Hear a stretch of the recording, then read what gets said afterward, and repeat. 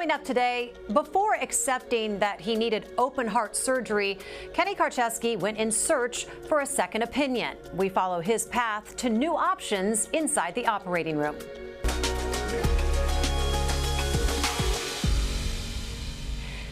Good morning, I'm Jessica Lovell, and welcome to the Morning Medical Update. Kenny Karczewski had a heart murmur, but he refused to believe that open heart surgery was his only option. And as Alexis Del Cid explains, it wasn't. Kenny Karczewski was stunned when doctors not affiliated with the University of Kansas Health System gave him some startling news. They told me that, yes, I would need open heart surgery and possibly, based on my body size, body mass and all that, probably a couple of bypasses. Not only that, but Kenny says those same doctors said he would likely need a heart transplant. And I quickly said, well, I'm gonna probably need a second opinion on that before somebody cracks me open. It's a good thing he got one, because that second opinion that he got right here at the health system ultimately led to a fantastic change in diagnosis. I was not in need of a bypass or anything. It turns out, shockingly enough, that my arteries were not clogged. And that heart transplant, also unnecessary. Kenny says doctors here at the health system proposed fixing him with a special robot. No cutting him open, and he'd be home within a few days. To that, Kenny said he was all in. And we are so glad to have Kenny joining us this morning, along with thoracic surgeon Dr. Omar Almograbi. Dr. Almograbi did not treat Kenny, but he does perform this procedure quite often. Doc, good to see you today. Good morning. Kenny, great to see you as well. Day after 4th of July, how are you doing? Are you hanging in there? I'm good. I am. Thanks for getting up early with us. We really appreciate it. First of all, just how are you feeling? How are you doing? Pretty good. Fantastic, actually. You asked earlier, and I've lost 32 pounds so far. I mean, I'm doing everything for the most part that I'm supposed to do to ensure that I have a good, successful post what they've done for me on my repairing my heart valve. Well, good. You said fantastic. I guess we can't ask for anything better than fantastic. But before we go into this procedure, kind of give us a little bit of a brief history of your heart health. How did we get to today? Well, I mean, they diagnosed me in 2018 with a heart murmur, and they just said they had to keep an eye on it, and it just progressively got worse. And I kind of, COVID came around. I let things go. They let things go, so it was a mutual thing. 2022, I had my second test done. Things kind of sped up from there, and then 2023, things really got serious. And in the beginning of 2024 is when I found out that they wanted to basically open me up and either repair or replace my mitral valve. Yeah. As you guys know, with the rest of the story, I got a second opinion, and the KU people were fantastic. Well, I mean, from the very get-go. Well, we're good to, we're always so glad to hear that. But I want to go back to a story that we've heard before, which is that you really, once COVID hit, people put off things. They didn't go and get their checkups, and they put things off. And kind of what was that like? I mean, you've been diagnosed with something, but you got to keep up on it and find out where you stand.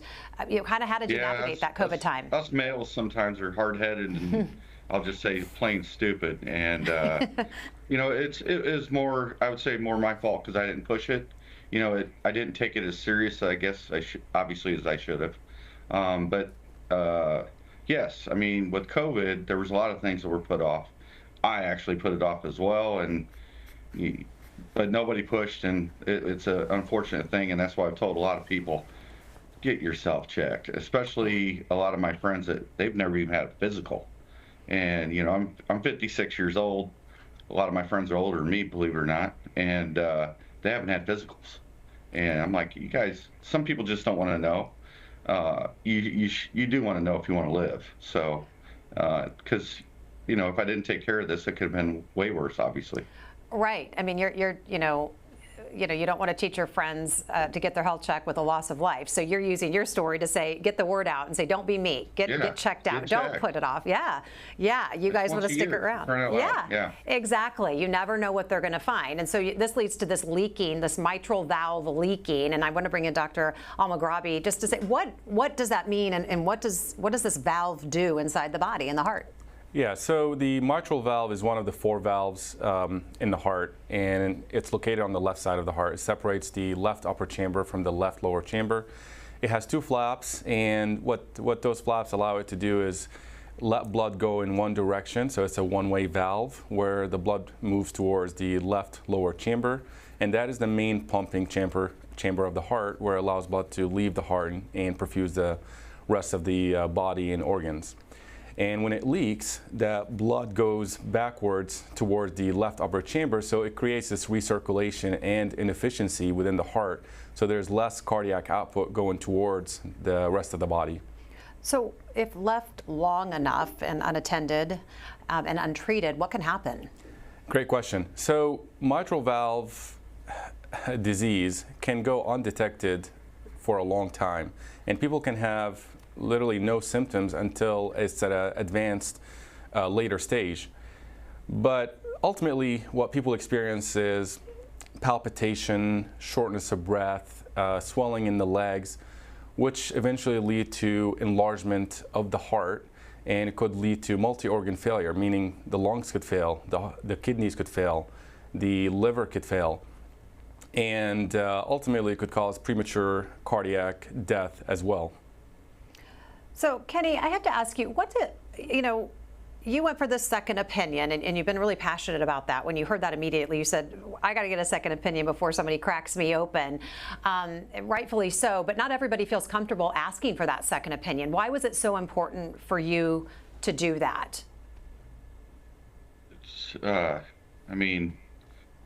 Life experience, I guess, with other people, for one. I've never heard anybody go, that was pleasant. Boy, I really enjoyed that.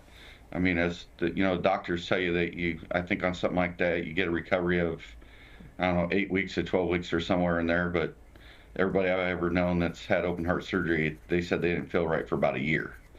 And so when I think about that and how they were explaining it to me, I instantly was like, this doesn't sound right. I got to get a second opinion. And I always tell her, it was been always told to me, no matter what, find out, because there's always somebody else that might have a different answer, especially with today's technology.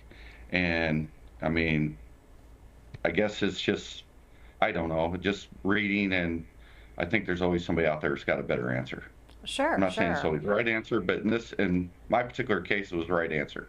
Well, and I always tell everybody, get a second opinion, especially when you got I feel blessed in Kansas City as we do have pretty good health care. Everybody's like, oh, go up to Mayo Clinic. I'm like, I don't need to go to Mayo Clinic. There's enough people here that they know what they're doing. They sure do. At least that's how I felt. Yeah. And I know a lot of medical people as well, and they reached out on my behalf and talked to the medical professionals there at KU, and they're like, hey, you need to see this guy, this guy, this guy, and get these tests done. And it really did go that quick. I was there for a whole day, but hey, I found out what I needed to know pretty quick. It was pretty awesome. Yeah, it sounds like it. And as we often say here, you got to be your own best health advocate and push for answers and you got to trust your gut. Yeah. And a lot of people don't. And to your point, they don't have the gumption, I guess, to I'm going to upset that person. Well, the only thing I can say there is I'd rather upset that other doctor, I guess, than myself. Because you got to feel good about who's going to work on you. I've had a few surgeries, so I always trust my gut on who's going to perform it. Trust your gut. I've had some good doctors, and not every doctor has a good bedside manner, and with my sense of humor, I can totally understand that. So.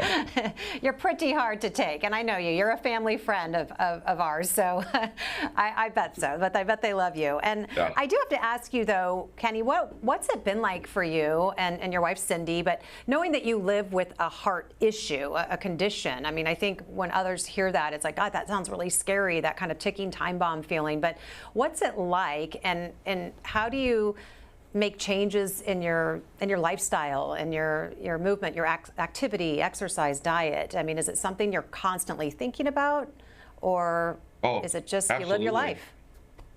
No. For me, I mean, it's I'll just use once again back to my experiences. Wow, you get this chance. They fixed me, and through all the tests, like I was telling you earlier, and to find out, oh, okay, this isn't that bad, but it could get bad if I don't take care of myself. So it instantly threw me into better diet, less abuse on my body, and definitely more exercise. And I'm not even, all I'm doing is really walking and doing some weights. I'm not running. I've lost 32 pounds since my surgery. So, I'm going to plan to lose 20 more because I'm doing it every week. So I've seen the progress. Yeah, and it does make you want to, for me, it makes me want to keep going.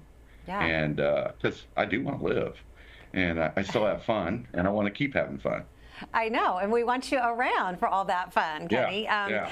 And Doc, what's it like when you hear post-procedure like this, Kenny doing the right things, taking his weight into consideration, doesn't have to do rigorous exercise, even just tweaks to the diet, good, solid, consistent walking.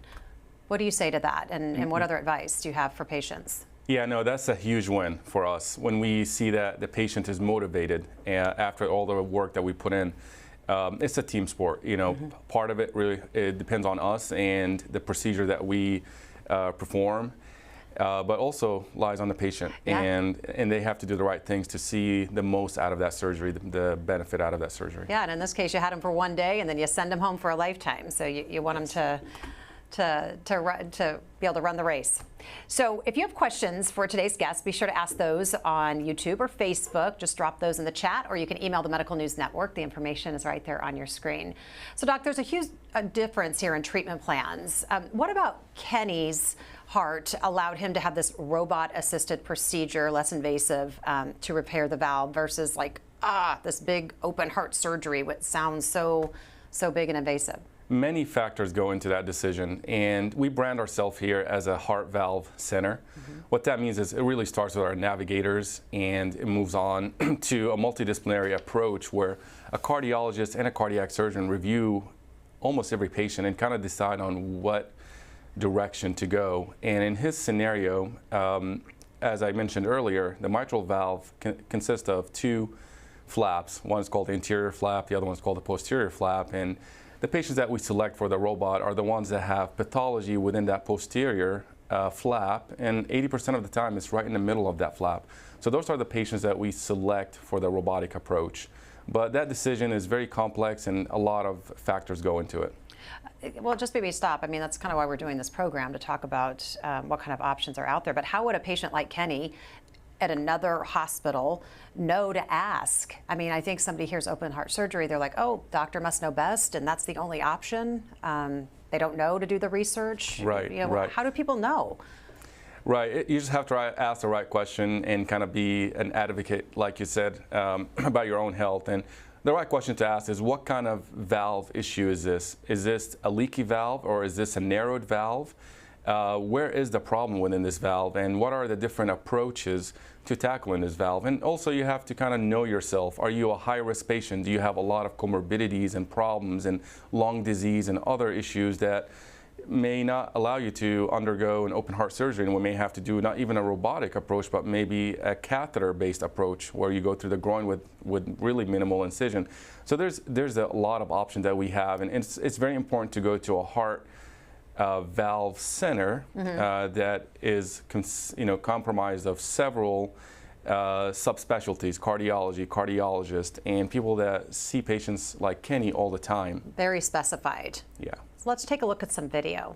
We like to go behind the scenes here. This video is not of Kenny, but walk us through what's happening and how does a robot assist in fixing the valve? Yeah. So the robot, there are many platforms, and the platform that we use is called the Da Vinci, which is kind of a traditional master-slave system where the robot doesn't really do anything without the surgeon. So what you see here, the surgeon is placing the ports. So those are mini ports, mini incisions that go into the right side of the chest. You put in the arms of the robot within the chest cavity, and then here you see the surgeon moving his arms, which translates his movement into precise micro movement within the confined chest cavity.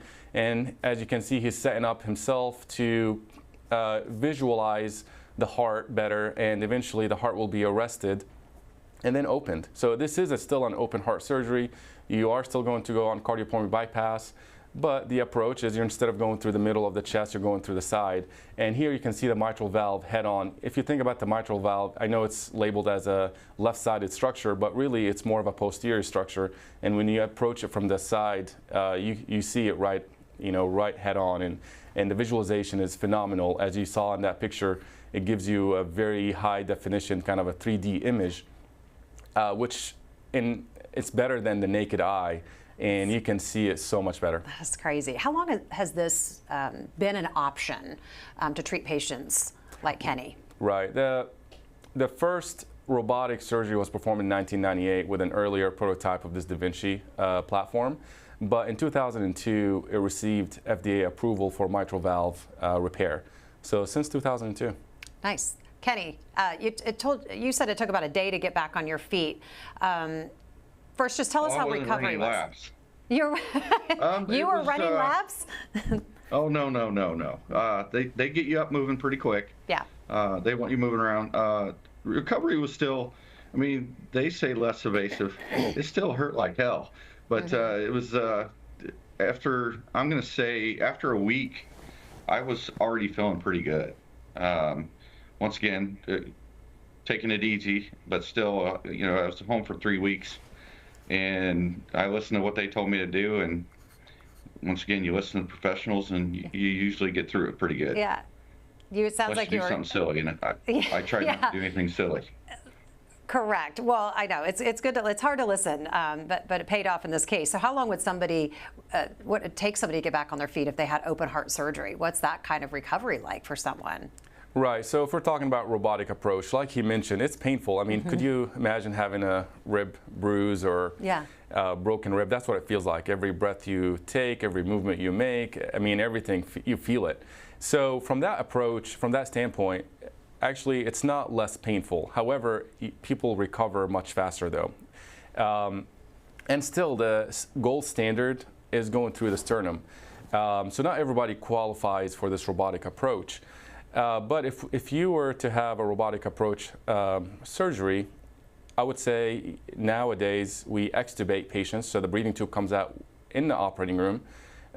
They go back to the ICU, spend one night in the ICU and about 2 more days on a regular nursing floor. And then they go home, and I would say most people are back to feeling normal within a few weeks, and all limitations are lifted after 6 weeks. Where the traditional route going through the sternum, it could take up to 2 to 3 months before you feel 100%.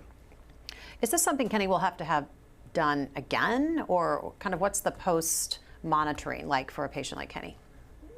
Possibly, the short answer. However, the success rate for a mitral valve repair is 95% at 10 years and almost 90% at 20 years. So the chances are that he will not need any further surgeries on that mitral valve.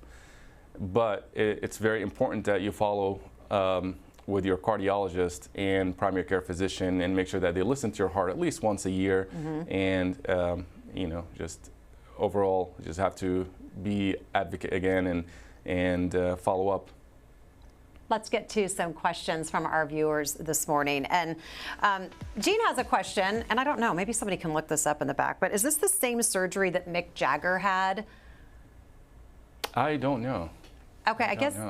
Okay, so Stuart, our producer, is saying he had a catheter-based, but was it the mitral valve that he was getting fixed, or something else? Okay, it was a heart valve up through the groin. We're getting all information about Mick Jagger this morning, but which we actually offer that as well. Okay. Catheter approach is offered here as well, and like I said, that's why you go to a heart valve center, because every treatment is tailored to the patient and their circumstances. lots of options. So Jeremy wants to know, since it's minimally invasive, does that make it easier to handle with getting insurance to accept it? Or would it, no reason for it not to be accepted? No reason for it to be not accepted. People do well, recover faster, and I think insurance look at it as this is an advantage. People leave the hospital sooner. They do better overall. Did you say mitral valve is hereditary? Like having this issue is hereditary? It can be. It can be. It's both acquired and can be hereditary. So Carrie was asking, is it something that if a patient has it, that their children should be monitored or checked for it? Does that make them at high risk? It's a tough question to answer because it all depends on the cause of this mitral valve disease, if it's related to a connective tissue disorder or if it's acquired or not. And if it is a mitral valve prolapse, perhaps, yeah, there is definitely 30 to 50% risk of family members having it. But there are some genetic testing, but it's not commonly performed. I would say the most important thing is make sure that they get their physical yearly. Make sure that somebody listens to their heart, especially if they have a family member who's had a mitral valve pathology. We talked about how specialized some of these procedures are. Bennett wants to know what type of training is involved in using this robotic Da Vinci procedure. Well, I think the first step is to establish a very strong foundation in open approaches. So once you master that, once you feel comfortable with the open approach, that's when you take it to the next level and learn the minimally invasive approach. And for me, the first time I touched a robot was back in 2013. And I've had great mentors all throughout my training. But really, it takes a lot of time, individual time, where you go and learn on these online modules and learn how to use a robot. And I also spent some time traveling and learning different techniques and how to operate. But really, all starts with a strong foundation and open approach before you jump to the minimally invasive approach. Back to like lifestyle changes. Jenny wants to know, Kenny, did you have to give up like any specific foods, or is there anything you had to eliminate from your diet? So kind of what were some of your do's and don'ts once you got home? Well, I like pizza. I didn't give it up per se 100%, but I don't eat pizza that often anymore. No, it's you know, the nice thing is about the cardio team is they give you a good reference points to whatever you want to tailor your diet to, and you still can eat good food. It's just watch your sodium. The big thing I noticed is they were really concerned about sodium and sugar. So, you know, I've always watched my sodium content anyway, but there's just so many things you just want to do, and just pay attention to what you're putting in your body as far as the sodium side. I think that's even bigger than the sugar. And then just if you move more, you can actually eat a little bit more, but you won't want to. You just eat more, or eat less, move more, as they say, and it works. Yeah. And I feel better for it. Good advice. I haven't really given up that much. I really haven't given up that much. It's just eating smarter. Good. We talk about nurse navigators on here from time to time, Doc. So, and often when people are entering the cancer world, but Amy wants to know, are there nurse navigators that help people navigate the heart world? Absolutely. So we have great navigators here at this health system, and they know their stuff really well. And they basically evaluate every patient. They collect all the data, especially if someone is coming in for a second opinion. They get all the notes, they get all the studies, and then they present it offline to one of the surgeons, one of the cardiologists, and kind of discuss the options and then decide on which route to go, and then the next step is taken. Right, and if people aren't familiar, nurse navigation, as you pick up a phone, I mean, and I think if you're getting news like this, any type of health news, that it's like, who do I call? And I'm going to have to get on the phone with dozens of people, and these nurse navigators take your call, kind of settle your nerves, say, we've got you, we're going to get you to the right people, we're going to start setting up your appointments for Correct. you, we're going to get them into my chart, right? Absolutely, absolutely. And they do it so pleasantly too, and maybe Kenny, you can speak on that, but they are so wonderful at what they do, and they love what they do, and so I love having them on the team. Yeah. Kenny, did you have any experiences with nurse navigators and just the other support teams besides your docs? Great professional group. That's all I can say. They were I mean, they got me boom, boom, boom. There was zero hiccups. I mean, it was awesome.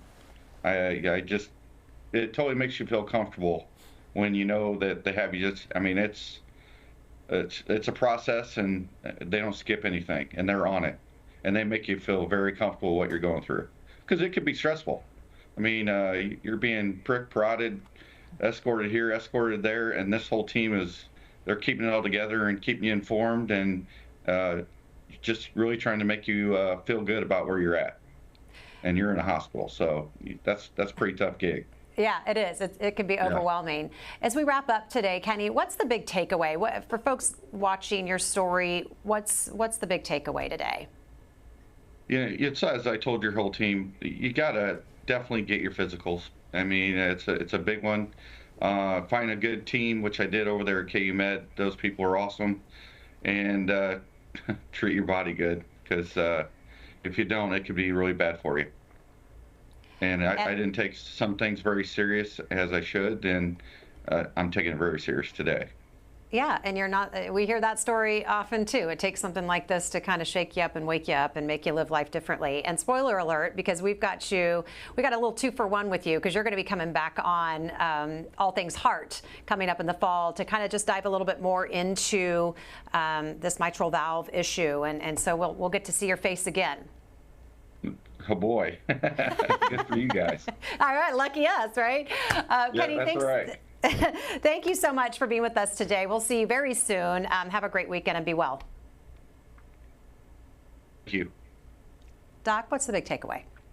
You know, Kenny really is providing a great public service announcement. Mitral valve disease is one of the most common valvular disease. It has an incidence of 2.5% of the general population. So we're looking at least over 7.5 million people here in the USA that have mitral valve disease that goes undetected, and it's certainly undertreated.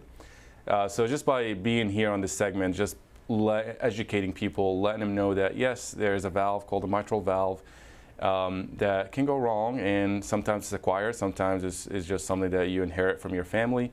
But it's very, very important, I can't emphasize this enough, to go get your physical yearly. And if you end up having mitral valve disease, make sure you get seen by heart valve center, whether it's KU or somewhere else. But you want to make sure that they take a multidisciplinary approach to your issue. And get that second opinion if and when you know you need one. And unfortunately, his story is not very uncommon in our world. We see it and we hear it all the time. And absolutely, it's okay to get a second opinion. It's okay to question totally those smart doctors, right? 100%, 100%. This is your health, this is your body, and these surgeries, whether it's done robotically or in an open approach, I mean, they come with a tremendous amount of risk. So it's very important. Yep. Doc, thanks so much. Thanks Absolutely. to both of our guests for being with us today. Thanks to our viewers and your great questions. We'll see you back here on Monday. Coming up Monday on the Morning Medical Update, a pea-sized gland that affects so much. When the pituitary malfunctions, it stresses out your whole body. I'm Jessica Lovell on the next Morning Medical Update. We explore Cushing's disease and the symptoms that can confuse doctors and force patients to push for answers. Monday at 8. Subscribe to our Morning Medical Update and Open Mics with Dr. Stites podcast. Now, everywhere podcasts are available.